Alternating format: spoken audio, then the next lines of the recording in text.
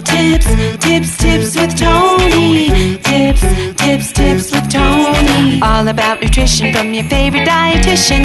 Everything you need to digest in your mind. Tips with Tony. Tips with Tony. Making you healthier one bite at a time. With Tony. Woo. Hello and welcome to the Tips with Tony podcast. I'm Tony Marinucci, your registered dietitian, helping you get healthy one bite at a time. I am beyond excited for today's interview. I don't know if you can hear it through my voice, but this next guest is somebody who's very close to me. He's married to my best friend. He is amazing in what he does, and not shout out Mel. Sorry. I'm going to introduce Mel even though she's not on the podcast. That's great. No, that's wonderful.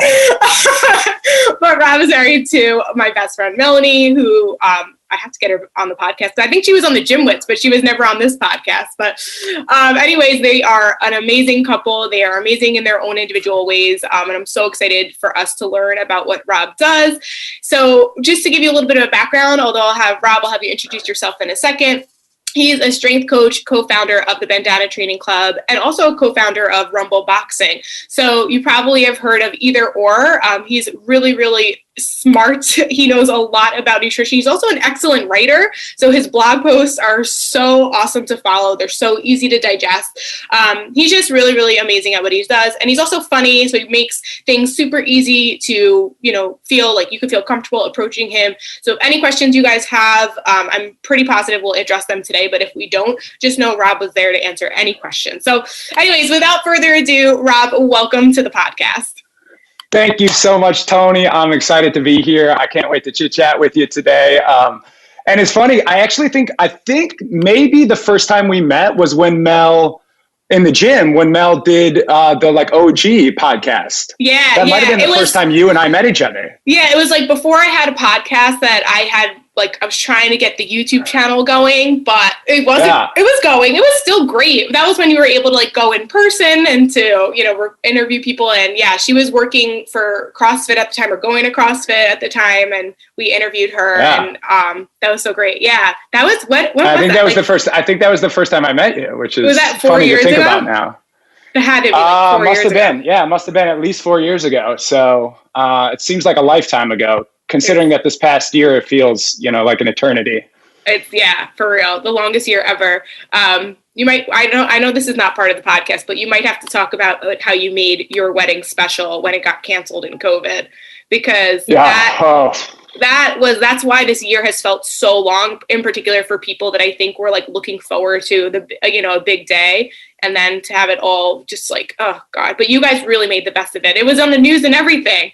It got picked up. It was on, we tried to make lemonade, but it was tough, to be honest. Canceling a wedding is never, ever fun. Mm-hmm. And just watching it kind of all fall apart. To let everyone know, we were getting married basically right when COVID hit. It was the first week of COVID. So we were, kind of figuring it out in real time. We were supposed to go to Mexico, and that week, my brother's in the military, and they got the news pretty early on, and then we kind of found out that he couldn't come. My other best friend is in the military, he couldn't come, and all of a sudden it was like we were watching our wedding self-destruct, and it was very emotional.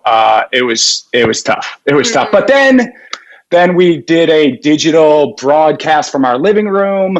My best friend who ordained the wedding, we had him on the television screen. And it ended up being its own kind of special. So we tried to make the most of it, as I know many of us are trying to do in the year 2020 and 2021 here. Right. And it's so sad that we have to say 2020 and 2021. We thought it would be over. Right? Exactly. We can't just keep adding years to this. This just feels unfair at this point. Yeah, it's crazy. All right. Well, anyways, I'm sorry we went off tangent, but can you formally introduce you? We started with the wedding. Sorry. That's right. Shout out to Mel. I know she's listening. That's right. How to bring her in circling back to Mel. we'll keep circling back to Mel every couple minutes to give her love, you know? Sorry, not sorry. Anyways, all right. So Rob, let's have you introduce yourself. Anytime I have a guest, the question I ask first is for you to just share who you are, what you do, and most importantly, why you do what you do. All right. So thank you for the introduction, by the way. That was thorough, and I thought you covered the bases. Yeah, I'm a writer. I'm a strength coach. I'm a fitness instructor, and right now that kind of typically means digital stuff. So I've been filming a lot of fitness content. I've had kind of an interesting career. I was a wrestler in college, and then from there, I worked as a strength coach for my university, which was a great start for me. And then I moved to New York City and I got into personal training. I started training some athletes, some Olympians, some CEOs, the kind of fancy people you end up training in New York. And then I got more into writing, and I was writing for Men's Health, Men's Fitness. I was asked to be on the board of advisors for Arnold Schwarzenegger, which was pretty awesome. And then I did a TV show. I was a trainer on a television show on ABC. And then after that, I got together with a crew of entrepreneurs and I started Rumble. We started Rumble together, and that's kind of been the span of my career in a nutshell. You've done a lot. You've done I appreciate that. Thank you. Yeah, that's really an impressive thing. Like really, really impressive things. And you don't get into those places unless you're good at what you do. Like you really, really earned it. Although maybe we might talk later about some people that might have lots of followers that might get some opportunities that maybe they shouldn't have. But I know for you, you have quality work, you know. Thank you. Yeah. So did you got into it mostly because like wrestling, you like always kind of worked out and just like training was important to you? Like what makes you still do it today? Yeah, I think growing up as an athlete, it was such a natural part of my life. But I remember in the early days as a trainer, I got a Christmas card one year from a client, and the Christmas card kind of talked about how meaningful our work was together and how much her life had changed. And I really think that was one of those moments where I was like, wow, like the things that we get to do, like we really have the power to dramatically improve people's lives. And I was still kind of a young trainer, and I think I was still kind of figuring out my own career path at the time.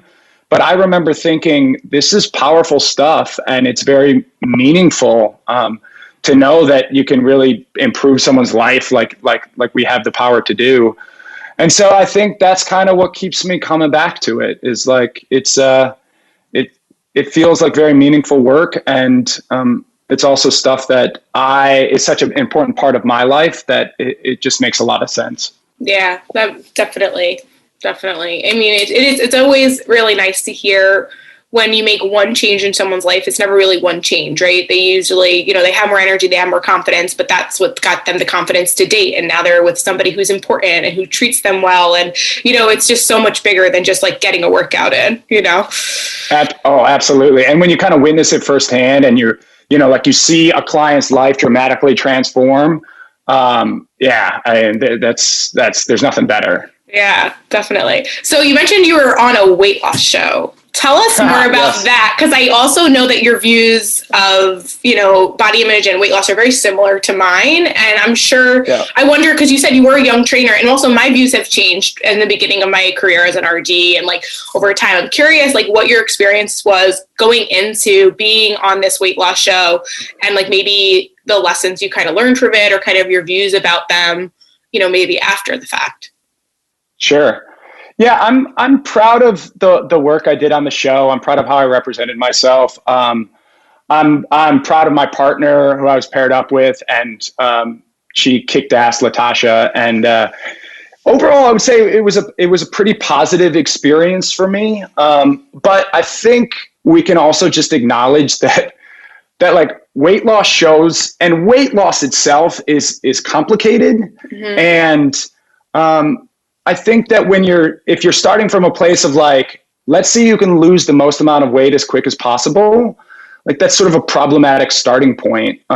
So I do think that I would be excited about weight loss show, and I think the tide is kind of turning, and I hope it continues to turn. But I would be excited about shows in the future that I think get a little bit more into the nuance of weight and talk about the stuff that I know we both talk about on the regular, and maybe offer a more, a Hayes-friendly approach to weight, or it doesn't even center weight, right? That talks about other biomarkers of health that are important, that talks about really long-term habit change and, kind of the more deep psychological work that we get into.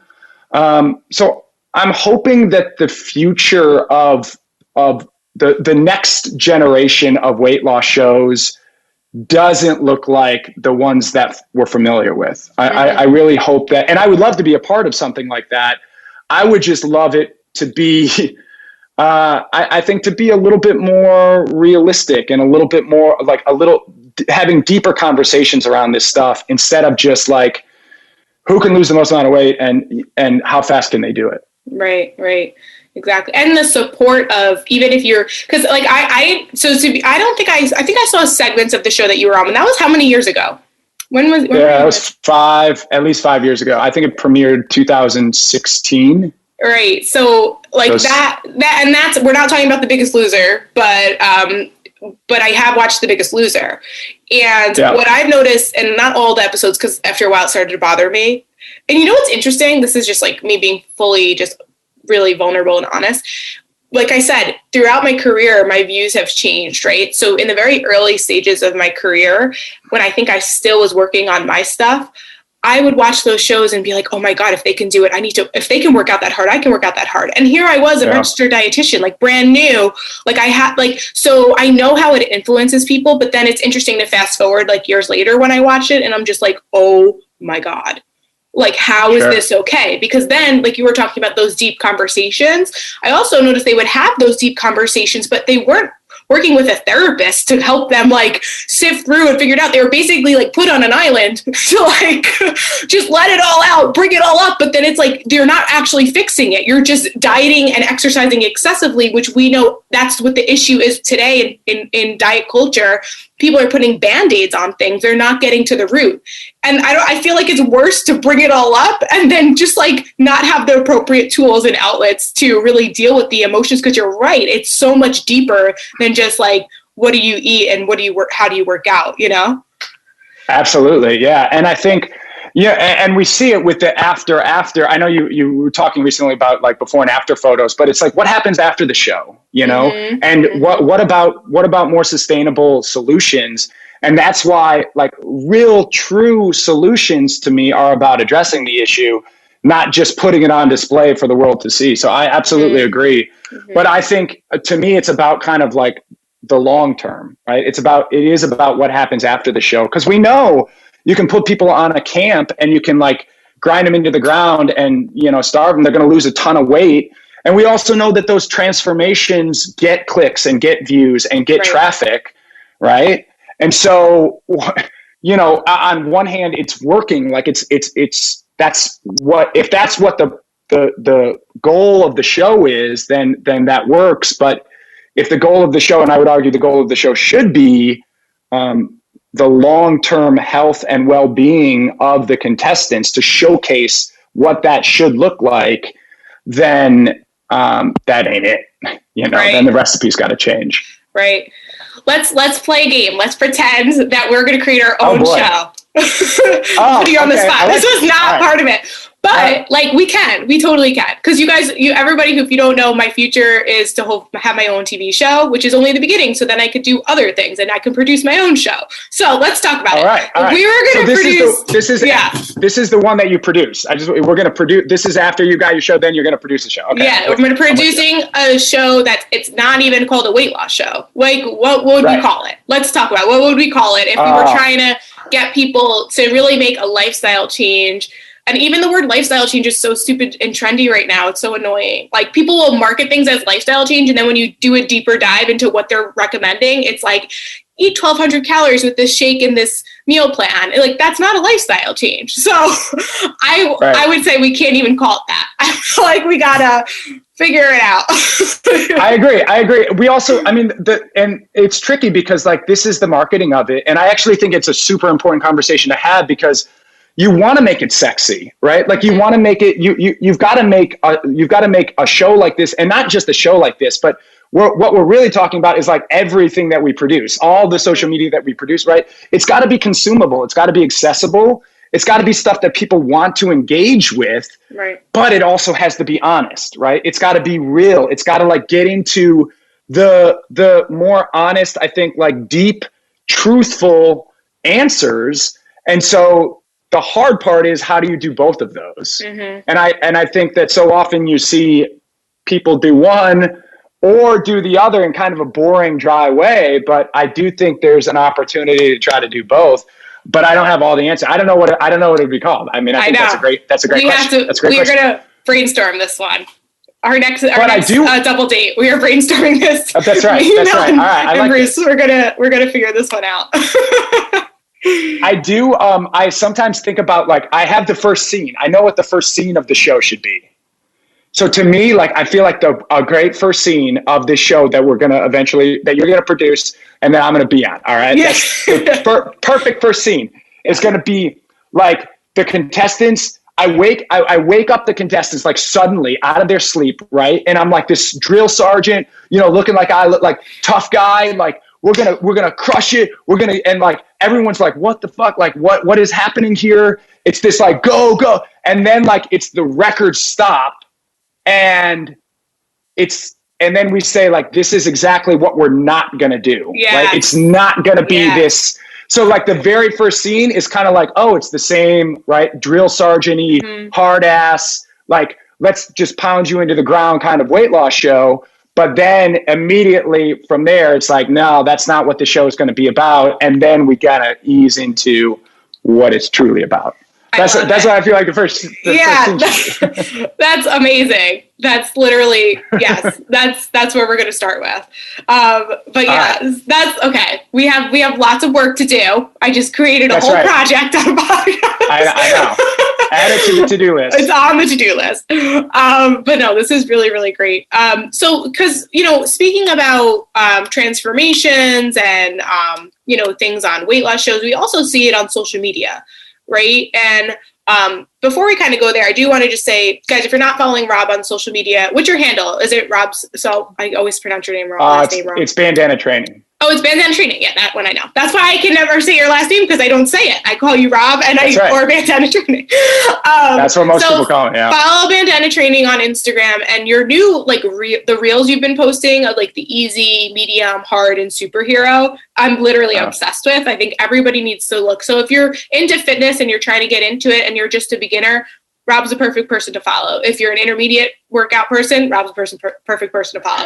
If you're advanced, follow Rob. And if you feel like you can challenge him with like superhero moves, I don't think you can, but if you want to see if you can, follow Rob. Like you do a really great job at showing like so many different sides of the spectrum of like where fitness can be.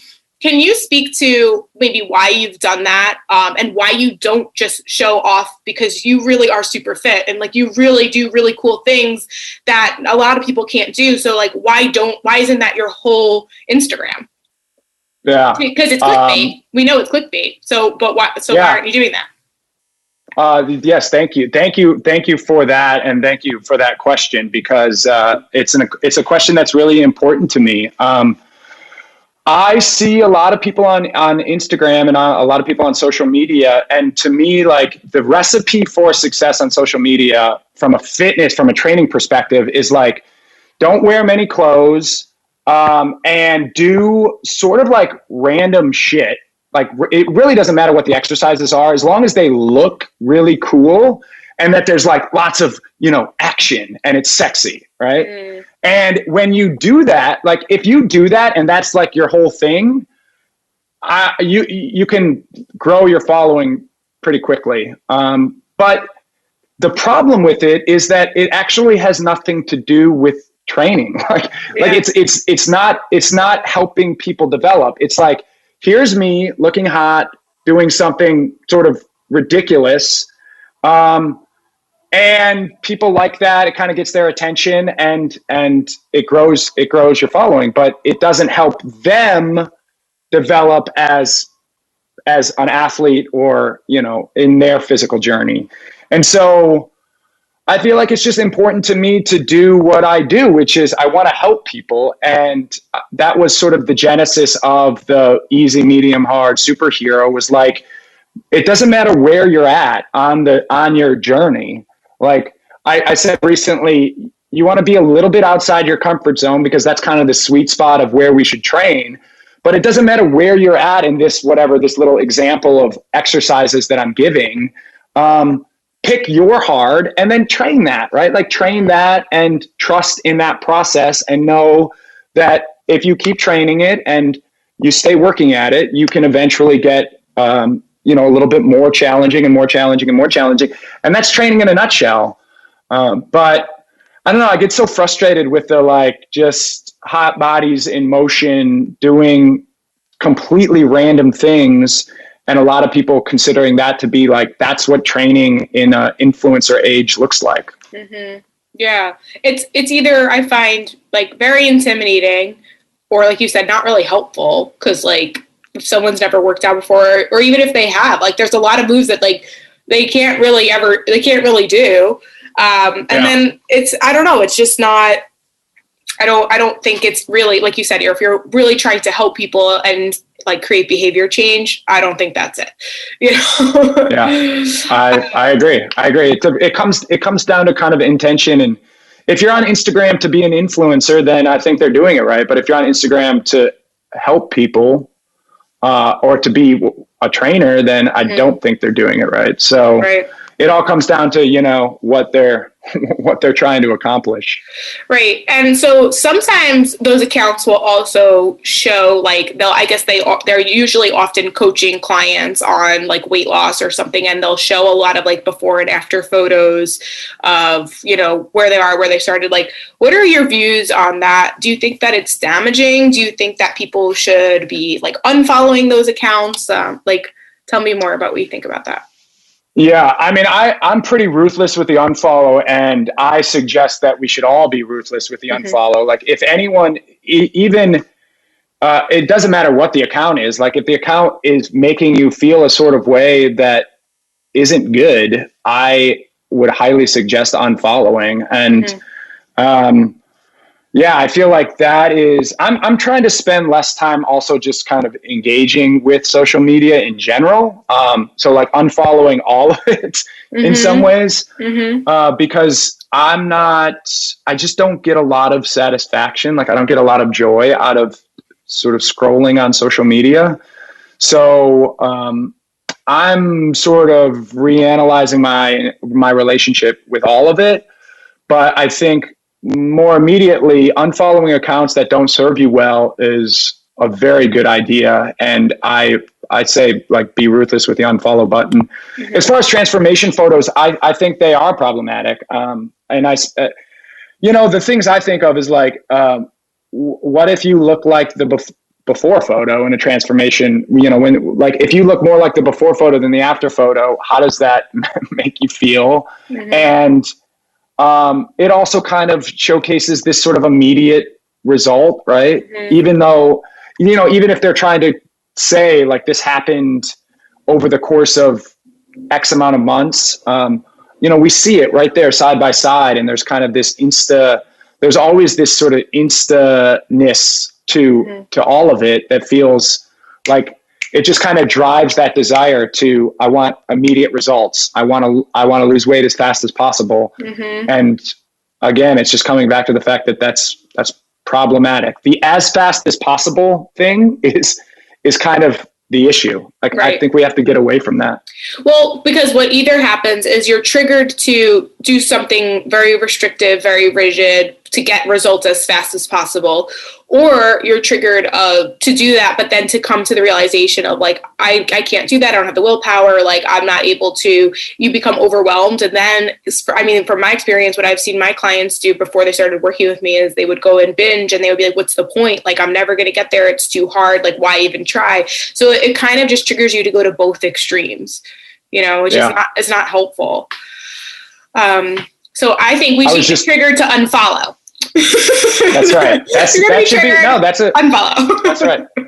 That's the great, I think that's a great response to it. And it seems like that's a far healthier answer. Yeah. And I was just talking with Mel recently about, Mel talks about binge eating a lot and like, why we end up kind of in those places. And again, just, I think being able to, I hear the level of compassion and the care that Mel brings to the table. Mm-hmm. And to me, that's just the antithesis of the before and after photo on Instagram. It's like, it's really deep work and it's meaningful work and it's personal work. And that to me is where it's at. And I know I witnessed it firsthand with Mel and with my own clients in terms of training, we're having kind of similar deep conversations, maybe not quite as deep as Mel. Mel likes to go real deep, So I think we got all excited about saying how Mel's my best friend, but I don't know if I said that she's a dietitian. So Mel's a registered dietitian. We went to college together. We went through the same master's degree internship together. And she works specifically with people with eating disorders and athletes that have eating disorders. So we're going to have her back.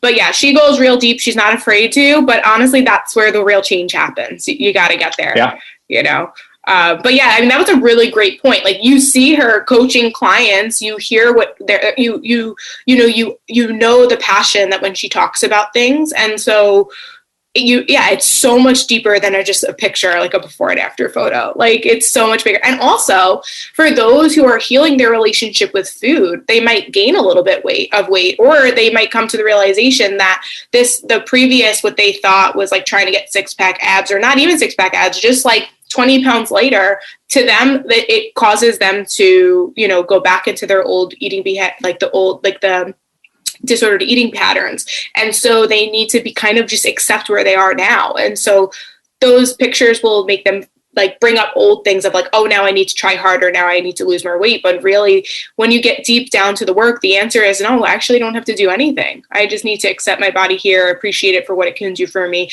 and continue to nourish and take care of it in the best way that I know how. Amen, Tony. Yeah. No, I'm with you. And I actually think it's like eating disorder awareness week, right? Isn't that this week? When we're recording, so we're recording this on February 24th. But I mean, the more, the better. I need to do better at like spreading the awareness, like for the week. I talk about it all the time, but I should go extra hard this week. That was a good reminder. But yeah, it's important to talk about, because whether you struggle, this is one post that I've put on Instagram. It got a lot of views, which I'm grateful for, which is whether you have an eating disorder or you have disordered eating, neither of them can be fixed by a Google search. So you need to, if we're going to be talking about bringing awareness to these eating disorders and patterns of restriction and binging and excessive exercise to the point of like you're chasing this number on the scale or looking a certain way, we really need you to stop thinking that this fad diet or this, influencer on Instagram with no credentials is the answer to that. It's really not. Like, you need to go to a nutrition professional or a mental health professional, whoever that you feel is, who's going to help you. They need to be certified and have the right credentials to be able to do that for you. And you can't tell by just looking at if they have before and after photos on their website, it's probably hard. A good indication that you're not for an eating disorder. Not going to help you with that. If you're doing a bodybuilding competition and you have no issues with your relationship with food, totally okay. But if we're talking about bringing awareness to eating disorders, I would highly recommend not using that person for your services. And not for nothing, but my own opinion is those that do bodybuilding shows often have a very disordered relationship with food. So it's rarely they can also, not always, but yeah. It's really rare when you find someone that doesn't, or unfortunately, because it's so restrictive. One of the very first things to heal binge eating disorder is just getting out of an extreme calorie deficit. Like literally, I mean, obviously for a lot of people, it goes deeper than that, but a good majority of people, if you just remove the calorie deficit, and you might have to give up the idea of losing those last 10 pounds, that alone can really help you. So when you put someone in an extreme setting where you have to get to like a very, very low % body fat that's literally not healthy or sustainable by the body, like that is going to lead to a binge eating disorder, unfortunately. Because you're also never going to look that way again when you step on that stage, because you're dehydrated on purpose so you can see all the definitions of everything. And so if you're really being healthy, you're not going to look like that ever again. So you kind of have to let go of that. Unfortunately, it does trigger a lot of disordered eating patterns after the fact. And I think a big part of the issue is like these coaches, they can get you there, but there's never the conversation about what happens after that, right? There's never a conversation around the binge eating afterwards and, you know, what happens in the subsequent months. And it's not unlike the conversation we were having around the television show, but, you know, it's the same thing that's unfolding here is like, we have to be more transparent about, even if your goal is to get that lean, I think the conversation needs to be just so you know, here are the consequences of that, right? Right. And that I believe in body autonomy. Like I believe that people should have the choice to do whatever they want with their body.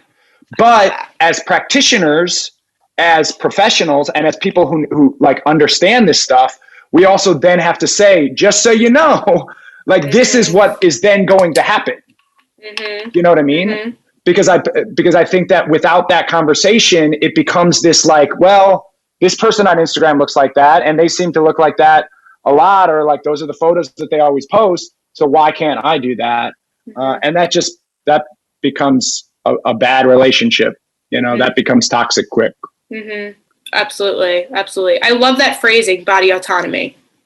I love that so much. I feel like that needs to be spoken about more. I think the danger with that is where we would get pushback, because I like it, I'm supportive of it, and I want to keep talking about it. But the pushback becomes is like, why is it that you want to change your body? But that's exactly what you're saying. As long as you can be really clear in understanding, you know, why you're doing it and the cause and effect in order to get those results, then it's a fair game. But if you're kind of going into something hoping for one thing, potentially getting another, or not quite knowing the whole story of it, that's when it becomes problematic.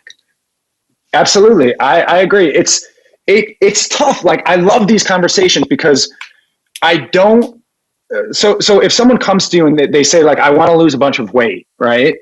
I do think it's worth investigating why. Right. And I've heard some people in the past, like the counter argument is, I'm not going to argue with my clients' goals. Like if they come to me with a goal, I'm going to get them there. Mm-hmm. Right.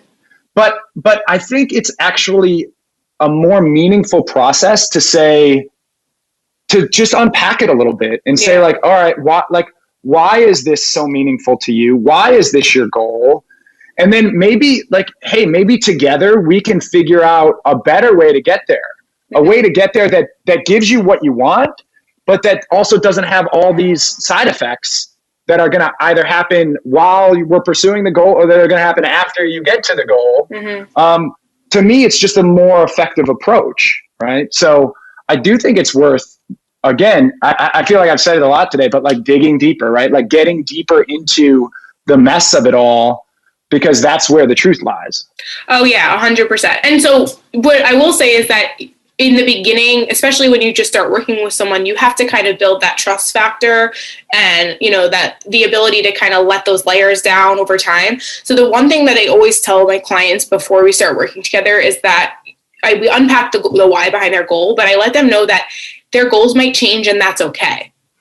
because a lot of times, like maybe in the beginning, they can't let go of the fact that they want to lose the weight. And then maybe as they progress, they start to recognize like, okay, I understand what you're saying now. Like it really isn't about the number on the scale. Like it really is, but it really is more about how I feel and my relationships and my energy and my mood and my, my metabolic health, meaning like, am I no longer at risk for diabetes or whatever it is? And like, as they start to progress, then then their goals shift. Maybe not. But I like to let people know that it's okay for your goals to change. It's okay if you signed up for a bodybuilding competition and then you're like, realize midway through, you know what, actually, this is not going to serve me in the long run. And so I no longer have this goal anymore. Or like signing up for, I don't know, like a crazy race or something. Like it's also okay. It's great if you want to like see things through and challenge yourself and get through it. But if midway you're starting to really get this feedback of like, this is really more damaging than I think it is helpful to me or, motivating to me. Like it's okay to change that. You don't have to see it through the whole way through, Yeah. And I think what you said there at the end is always that kind of balancing act, right? Because I know I come from, like, my upbringing is when you commit to something, like, as a wrestler, like discipline is a huge part of our training. And like, and even, it's just, part of it's the mentality of like following through on your commitments that you've made. And yet, right, there's the balancing act, which is like, is this continuing to serve me? And like asking, I think, really legitimate and important questions and not being afraid to pivot, to adjust course based on, listening and learning. Right. And that's the hard part for people. And that's where, I think we all, I know I've struggled with it. That's what I talk about, like when I make the parallels, like in my book about dieting and dating. And when I would get into a relationship, I was just, okay, this has to work out. So I'd stay in them so much longer than I needed to be in them. Because in my mind, I found someone, they love me, this is it, I'm in it. But forgetting that, like, it's not the same that it was in the beginning. I don't have those same feelings. Things still aren't working out that way. And like, it's okay to stop it. It's no longer serving me in the beginning as in which I was thinking it, or I thought that it would. But you're right in that sometimes it might be to have that conversation of like, if you sign up for like a marathon, right? It's going to be hard. Like training for a marathon is really, really hard. So you have to decide, like, is this me just like kind of cheating myself? Or is this, do I need to like really, or like, am I really like, maybe you got an injury, maybe you're missing your period. Like maybe there's like real things coming up that it's like, okay, you know what, maybe next year, maybe this will be a better fit for me next year. And I think that's what people struggle with the most. I think people have a hard time identifying, like, am I supposed to be committed to this and see it through? Or like, is it okay to, kind of quit? And I don't even want to say quit, but like stop because it's no longer serving you in the way that you thought it would. Sure. Or commit yourself to something else. Yeah. Yeah. And those are tough questions. And I think that like, we all individually have different answers and certainly different circumstances. And that also, I would just come back to like, when you work with a professional, oftentimes they have some deep experience with this stuff and, they're able to be another voice of reason in that moment of saying, is this normal? Is this expected? Is this a part of this process? Is this a part of this challenge?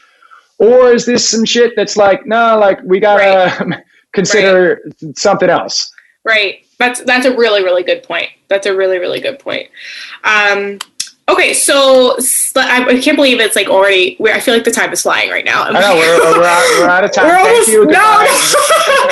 But I want to make sure we go over everything. I mean, this is such great information. I do want you to just speak a little bit to maybe being the co-founder of Rumble, which Rumble Boxing. It's a group fitness program. You can talk more about it, but like doing that in New York City in COVID, like I'm sure you've learned a lot of lessons, like from the wedding having to be canceled to people not being able to take classes in person when you just like build this thing to be incredibly popular and amazing. And like, how did you deal with that? I feel like there must have been things that were challenging, but you seem to have worked through it. So if you want to just maybe speak to that a bit. I'm glad I would say working through it. It's definitely, it's definitely it's in progress now.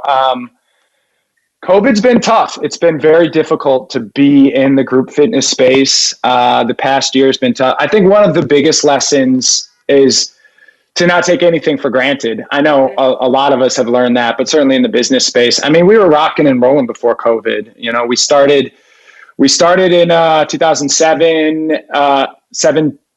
We started in 2017 January, and we have 13 studios now. All of them are closed, which is, you know, if you would have told me like we would have 13 studios closed this year, I don't know what I would have said. So we're doing some outdoor stuff in LA. And, you know, the other lesson has been just the need to be agile, to pivot, to kind of be able to respond in real time to things that change very quickly. Yeah, it's been a tough year for group fitness in general, for fitness in general, and for group fitness in particular. But I'm really proud. I'm proud of the team. I'm proud of. We converted a studio into a filming studio, and we've made a big push towards digital content, nice, which has been awesome. And I'm really proud of the stuff that we're producing.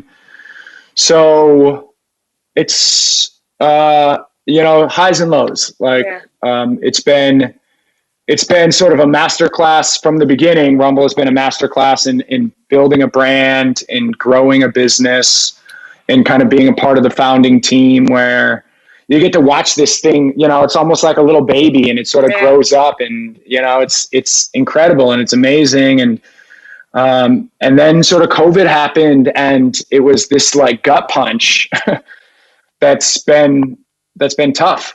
It has been tough. And then the one thing I will say too, like, it kind of does feel like we've got this like startup energy again now, where we're a little bit smaller, a little bit more nimble, a little bit like, you know, like we've got to do things that are quick and like it's that, you know, there's an exciting energy in the beginning of a business, and because of COVID, we're kind of tapping back into some of that energy.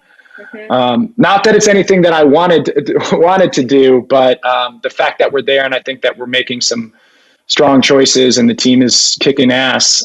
It's stuff that I'm proud of. So definitely, and you know, I think it was a humbling experience. We wish you didn't have to go through it, but you're right. There is something when you're starting from the bottom. And you're not, it's like now you get a chance to do it over again, right? Which is pretty cool. No one really gets the chance to start over again, you know, and just like bring it back. And, you know, like this whole year, I feel like you've just made lemons out of lemonade, or whatever that saying is, lemonade out of lemons. I always screw up saying. That's right. Anyways, but let's talk about what you're doing with bandana training, because that's, I feel like, something you've always been. That's your own business, or you're your own brand that you started a while ago, right? And so you provide like group training with that too, and talk about that. Yeah. So, you know, at the beginning of COVID, it was sort of like, I feel like we were all kind of stuck in our homes, and everything was sort of shut down. And that's when I made kind of a big push back towards the Bandana Training Club and producing content on my own, because that's kind of where we all were. We were all in our living rooms and in our own home gyms, and trying to come up with content there and like stuff that was helpful for people. But the bandana training was something I started many, many years ago, and it just kind of started as a blog, and I was doing writing, and then it kind of evolved into an online platform where people could buy programs. And now with the Bandana Training Club, I do have classes available, classes that are based around dumbbells, kettlebells, or just body weight training. I just actually launched a mobility class. Oh, nice. So I'm kind of beta testing a mobility class. Mobility training is stuff that I've been really interested in, and it's been a big part of my own training for the past year plus, and it's been great. Like, the work has been very helpful for me. And so I'm also, it's a nice alternative to sort of the metabolic conditioning classes that I think we're so used to, which are all the kind of like bouncy around, like let's get sweaty class. It's a little more thoughtful. It's a little more, we get into some anatomy, and it's stuff that I'm excited about and kind of geeking out about right now. So we have Mobility Club in there as well. And then Mel does the Fueling Club. So Mel does presentations bi-weekly, kind of every other weekend. She talks about topics of nutrition that are interesting, and some of them are live, some Zoom live presentations, or they're all live and then they get recorded to on demand within the membership. So it's fun to be able to work with Mel. It's fun to be able to kind of, do stuff that we're both excited about. And then the next iteration, what's really exciting to me about the Bandana Training Club is I'm in the process of developing kind of an at-home training club, which is a little bit more in line with my own style of training, which is kind of being on a program. So you come back to the same workouts. Mm-hmm. It also takes advantage of the digital fitness classes that we have in the club. So it's a combination of your own workouts and fitness classes. It's kind of designed for someone who's comfortable with group fitness or comfortable with digital fitness classes, but looking to sort of level up their routine and get more on a training plan and less into just sort of random fitness classes. Yeah.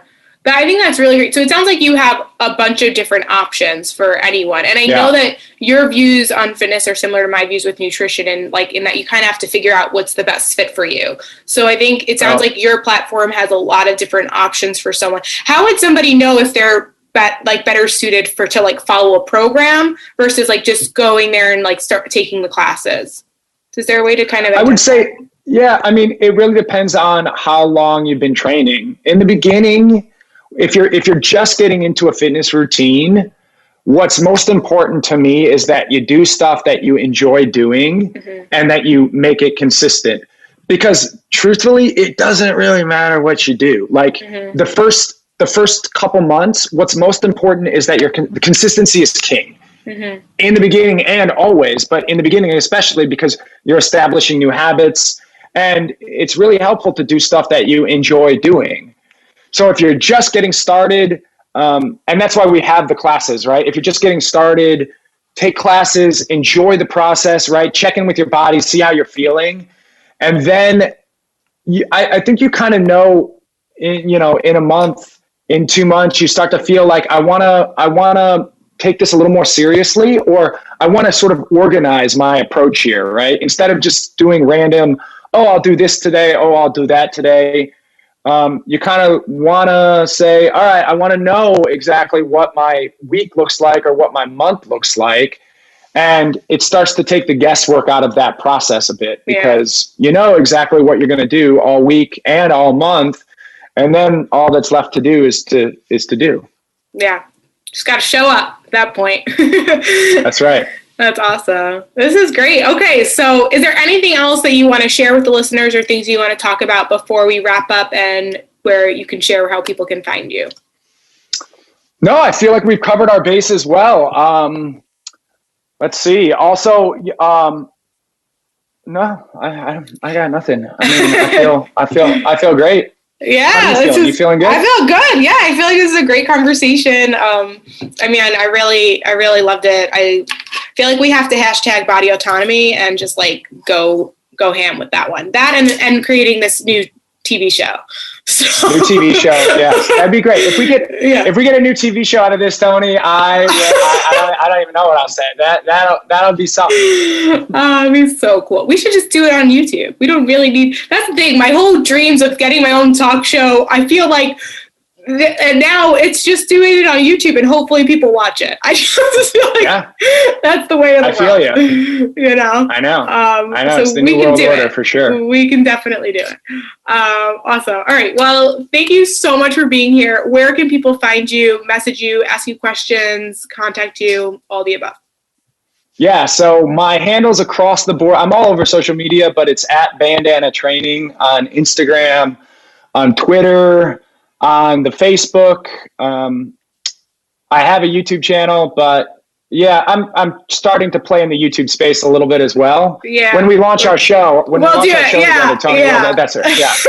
There'll be more content on YouTube. Yeah, definitely. And then bandanatraining.com is, that's where the Bandana Training Club lives, and there's lots of information on there as well. So all over the Instagrams and the social medias, and then check out bandanatraining.com. Perfect. So I'll put the link to your website and your Instagram in the show notes. If you guys heard him on any other platforms, Twitter, Facebook, go follow him. But I don't think it'll be hard for you to follow him on these other ones. But all right. So thank you so much, Rob. This was amazing. I knew we were going to have a great time. Really great conversation. I hope it got you guys thinking. If you're new to the podcast and you like this episode, definitely take a screenshot of it. Tag me, put on your story, tag me at tips_with_Tony or the Tips with Tony podcast, and also tag Bandana Training as well. If you are new to the podcast and you liked it a lot, maybe hit that subscribe button so you can listen to other episodes. All right, and I think that's it. Thanks so much for being here. I'm Tony Marinucci, your registered dietitian, helping you get healthy one bite at a time.